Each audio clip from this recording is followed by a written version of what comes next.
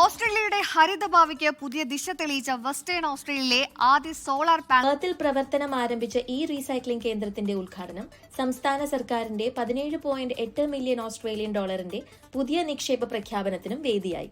സംസ്ഥാന ഊർജ്ജ മന്ത്രി ആംബർ ജെയ്ഡ് സാൻഡേഴ്സണും പരിസ്ഥിതി മന്ത്രി മാത്യു സ്വിൻബേണും പങ്കെടുത്ത ചടങ്ങിലാണ് 2026-27 സംസ്ഥാന ബജറ്റിന്റെ ഭാഗമായുള്ള പദ്ധതി പ്രഖ്യാപിച്ചത്.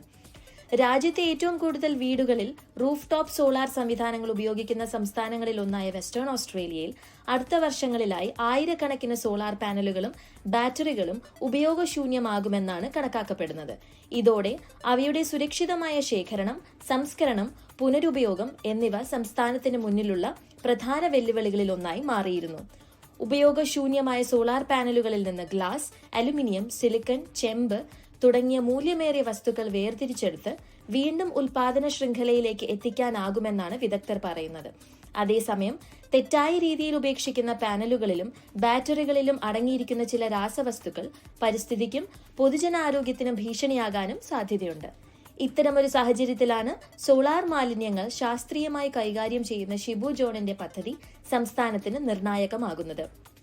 പെർത്ത് ആസ്ഥാനമായുള്ള cyber computer recycling and disposal എന്ന സ്ഥാപനത്തിന്റെ മാനേജിംഗ് ഡയറക്ടറായ ഷിബു ജോണിന്റെ നേതൃത്വത്തിൽ സോളാർ പാനലുകളിലെയും ഇലക്ട്രോണിക് ഉപകരണങ്ങളിലെയും മൂല്യമേറിയ വസ്തുക്കൾ വീണ്ടെടുത്ത് വീണ്ടും ഉപയോഗത്തിലേക്ക് കൊണ്ടുവരുന്നതിനൊപ്പം ഈ മാലിന്യങ്ങളുടെ അളവ് കുറയ്ക്കുന്നതിനുള്ള ശ്രമങ്ങളും ശക്തിപ്പെടുത്തുകയാണ്.